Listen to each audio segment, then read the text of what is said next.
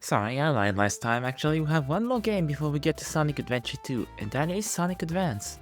The Sonic Advance series is pretty interesting because it's like a parallel universe classic Sonic series. If I recall, the first Sonic Advance was released as a kind of anniversary celebration title, actually alongside Sonic Adventure 2. And when I was younger, I kind of killed the family Dreamcast. Apparently, I stuffed a Kinder toy inside of it and just never worked again. And remind ya, it was in like 2005, 2006. So yeah, it was straight out of Dreamcast. And so before we figured out emulation, because at that time it was way more difficult to get around, GPA emulation was pretty easy. And so that's the next game I have played in that order. And I never finished it. In fact, I don't even think I got far. I never really clicked with Sonic Advance 1. Sonic Advance 2 I actually hated. We'll see if I still can't really handle it afterwards. And Sonic Advance 3 I really like. But Sonic Advance 1, my memories of it were actually kind of blurry, so this is the first game in this little series in which the playthrough I did to record footage is actually very important to like the opinion you're gonna get out of it. Now, if you haven't played Sonic Advance but have played Sonic Rush, you know what to expect. Remove the boost feature, and that's pretty much what you're getting. Now, of course, a little bit of disclaimer. The Game Boy Advance is teeny tiny, and I know that, and it will impact, of course, the discussion on this a lot, but it's part of what makes this game. I'm sorry if it feels a bit unfair at some points when I talk about Sonic Advance. It just is like that, man. I don't know what to tell you. In general, what to expect from Sonic Advance 1? First off, almost no story. At least when you boot up the game and start playing with your character of choice, you got nothing. You got 4 playable characters, Sonic, Tails, Knuckles, and Amy. In an interesting twist of fate, Knuckles is no longer the hard mode of the game, that's Amy. Sonic kind of plays like Sonic 3. I say kind of because his moveset is the same, but obviously the speed, the physics, etc. are different. Tails, again, same thing, plays like Sonic 3. Knuckles kind of plays like Sonic 3. So Amy is the most interesting one here. It's like a port of Sonic Adventure 1 gameplay, interestingly, with some difference like you don't have the hammer flip jump, etc. But she lacks a spin attack, so you kinda have to use her hammer a lot, which makes you more vulnerable, and she doesn't have a spin dash, so again, you can't really cheat your way out of momentum requirements. It's pretty interesting.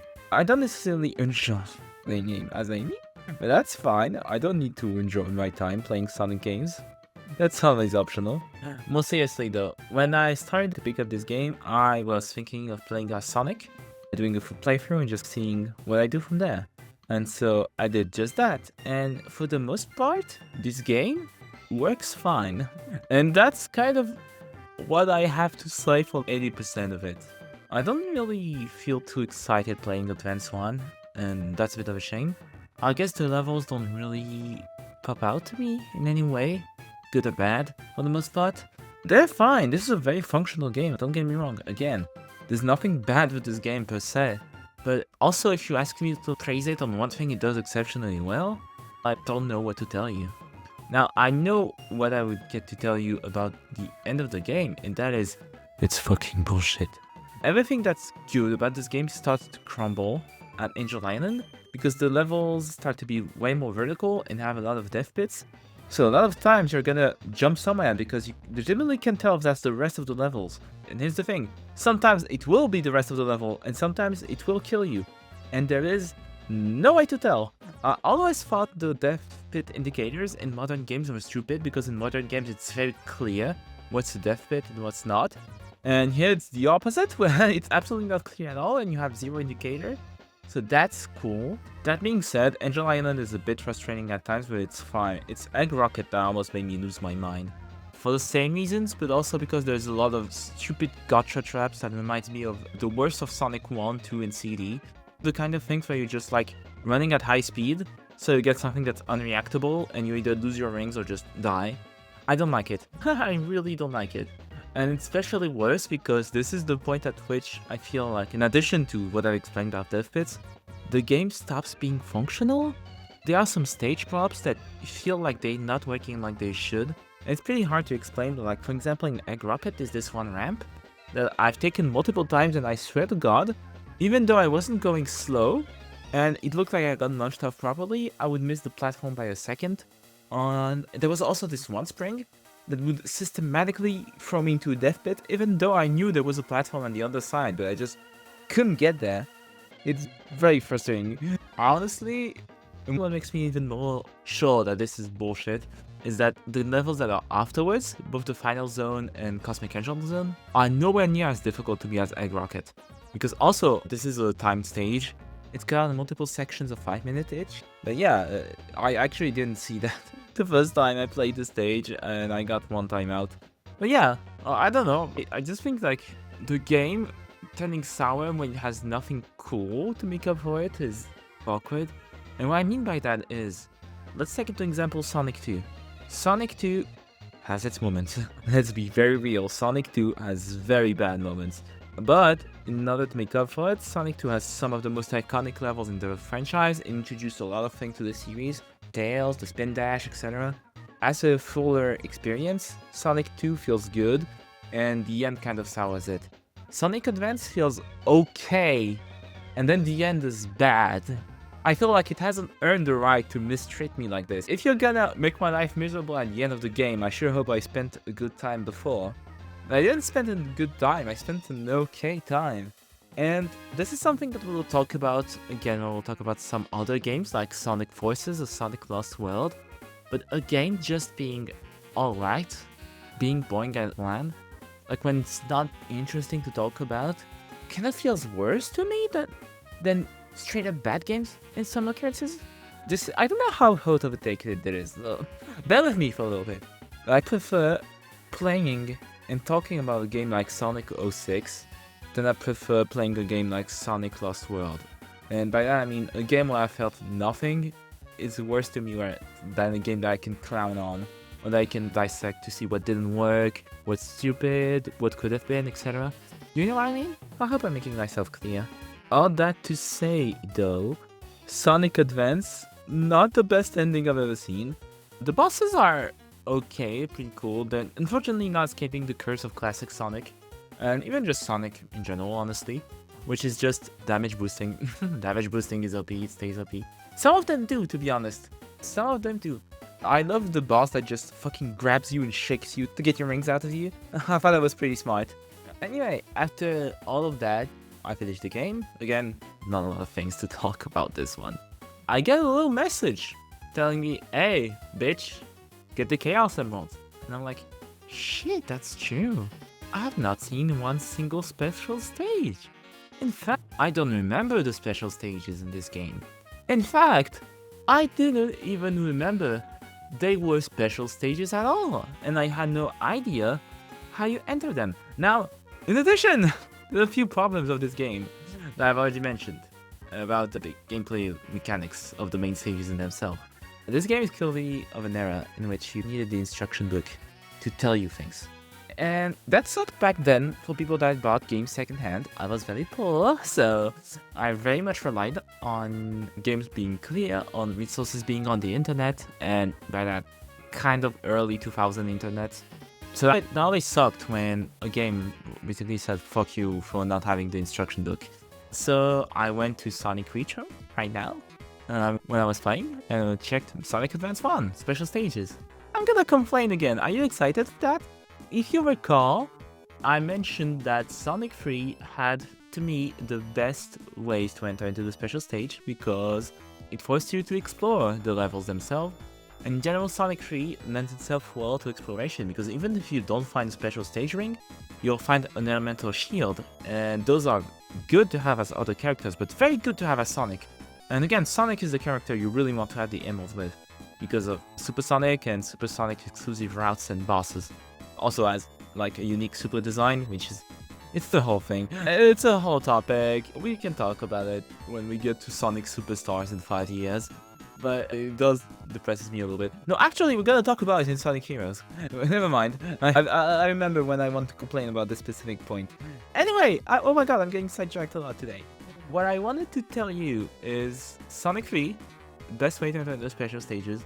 You have a lot of options per stage, but you are not like bound by this mechanic.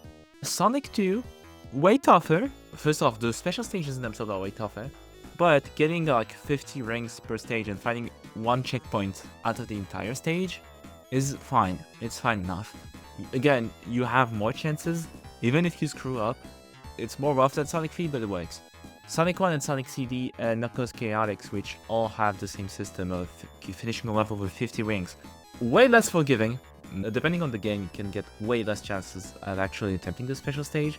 And a lot of special stages of those classic games a bit die and retry, or in this case fail and retry. Which is not a good combination, right? Not having a lot of tries and being a die and retry, I don't really enjoy that. But you will at least have multiple attempts, right? That's the important thing. So, I'll say one thing. There's one decision that saves the way you to special stages, is that Chaos Emeralds are shared in between characters. Whenever you get an emerald, you have this little cutscene in which your character returns to the tornado and they share the emerald with Sonic. Which I think is pretty cute. It honestly is pretty cute. Because the way you enter special stages in this game is that you have to find one special spring in the levels to enter the special stage. That's it. That's all you gotta get. If you don't find the special spring, you don't even know those exist. If you don't have the instruction book, you don't even know those exist. That's stupid. I really don't like that. I absolutely don't like that. And I guess it's fine for, again, 80% of the game, because even though the exploration doesn't feel rewarding in this game, especially because you don't even see the levels you're exploring, it's very easy to get lost. It's harmless until you have to get the emerald from Angel Island and from Cosmic Angel. It doesn't feel harmless at all. And what's crazy to me is that one of the examples I like to use is Sonic 2 and Sonic 3. Sonic 2, there's a big chance you get, at some point, into a checkpoint with 50 rings.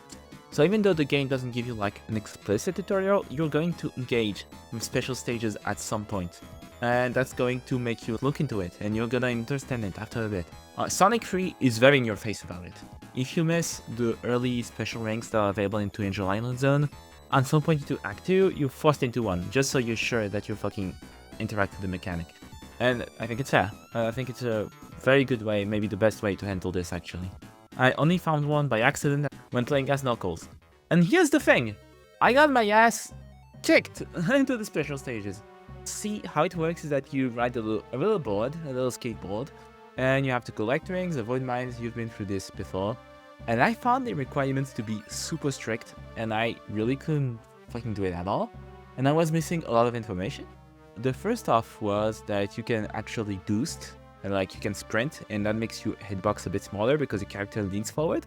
And the second off is that you can spin with the B button. First one was the A button. I forgot to tell that. I'm sorry. I have no script. And that makes you like collect rings that are on the side. It enhances your hitbox, allows you to dodge some things. So after incorporating those, I completed the first half of the stage, and then after a few tries, I completed the stage in full. But I found that to be super hard. Like genuinely, I was like, damn, that's the first level of the special stage? That's crazy. It's because it's not the first fucking level. Every classic Sonic game does not care where you get your emerald, like where you get your special stage. It will always start with the first one. Some games let you repeat the special stage until you fail, and some games make you progress into the special stages with each try. I think the first one is better. At least even with the second one you get a progressing difficulty curve, even if it's not the best. This one, the special spring is tied to the special stage you get. So, if like me, your first special stage is the one in Angel Island, which is the second to last one, you'll get hit with a very difficult special stage on one try, and you have to fucking nail it, even though you don't even know the controls yet. It's honestly just straight up bad design. And this is what honestly broke it for me, because when I started getting footage, I was like, okay, I'm gonna play a little bit as every character, then I'm gonna get the emeralds as one character or multiple characters, then I'm gonna do the Super Sonic fight, and you know, then I maybe finish the full games as other characters if I feel like it. I don't really like replaying through the entire game as a different character. In a lot of Sonic games, I find that to be a bit of a pointless endeavor, especially if you don't get like unique routes or unique bosses, etc. And when I saw that, I was like, no, fuck this game actually. I just couldn't do it. It made me feel so unmotivated to continue, because I was like, damn, that's difficult, that's bad, that sucks, what? So the game is just stupid all around, and it throws these punches that really it has no rights to give. Again, I don't like speaking like that. Real talk, I don't really like speaking, oh, peak, mid, shit, doo-doo, etc. I try not to use those words in that kind of reviews because I want to give you like my honest opinion. But like, my honest opinion in this case is that this is a mid-ass game with no emotions being felt until rage consumes you. That ain't it. I really don't like that. It's part of those games that I feel like playing them as an adult when you have less time makes you way more critical. Because again, all of these little cheap shots that the game do that makes you waste a little bit of time, you're gonna take them way more personally. When you have 1 hour to game instead of 7, is that fair or not to the game? I'll let you be the judge of that. Of course, every game is a byproduct of its era. But still, I don't like it. I really don't like it. And it's crazy to me, because I went into this thinking for sure. Sonic Advance 1 was gonna be the okay one. Sonic Advance 2 was gonna be the one I'm really angry at. And Sonic Advance 3 is gonna be my beloved, my habibi if you will. But compared to the Sonic Advance 2 I remember, I feel like I hate this one more. Maybe this will change when I actually replay Advance 2 for these reviews. But at least Advance 2 has a really big sense of speed. It's really bad with death bits and camera and actually going too fast sometimes. At least it offers that to the table. What does Advance 1 give? It gives Amy. I like Amy, but that's not enough to buy me, in my opinion. I think the only time I got a strong positive emotion out of this was when they used the first boss from Green Hill and Emerald Hill Zone, and I was like, huh, that's nice. I can't wait to see the boss from Sonic 3 or Sonic and Knuckles. And there was none. Even that, you couldn't even buy me with the nostalgia. Yeah, all in all, Sonic Advance 1. What did I think about it? No. I think I didn't expect this. But out of all the games I reviewed yet, which includes Sonic 1, Sonic City, and Knuckles Chaotic, this is the worst one. This is the one I have the worst opinion on, at least. Again, this review's subjective, only the opinion of a stupid French person, yours truly. But this is the one I hate the most so far, and by a large margin. If you were to ask me, should I play this game? My answer would be a big, fat no. There is nothing exceptional about this game, and eventually it will punch you in the dick. There is nothing good about it. There's a tiny Chow garden, but I can't even talk about it yet because I'm making a special Chow episode after Adventure 2. So, yeah, this is what. And where would I rank it on a tier list relative to the other games that I've played, going from S to E? Let me think. I think that would be a D tier. Okay, we are going to add E tier games. In this series, we have some E tier games. I've played Sonic Boom, played Sonic Labyrinth. Oh my god, I've played a lot of shit games. But anyway, I've played games that I know will probably be in E tier. Of course, I always replay these before making these reviews, so we can be surprised. I know that retrospectively, when I'm gonna come here and say Sonic 4 and Sonic Boom Fire and Ice is better than Sonic Advance 1, I'm gonna make a ton of friends. I'm gonna make a long list of friends. But these are what I feel like.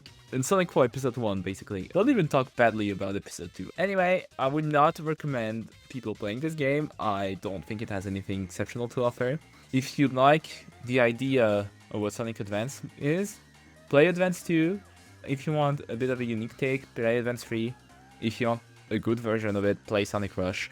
Basically, Advance 1 isn't it at all. Anyway, we'll see each other next time on this series for actually Sonic Adventure 2. I'm sorry for the bait for people that watched the Sonic Adventure 1 video. I'm a bit stupid. See ya!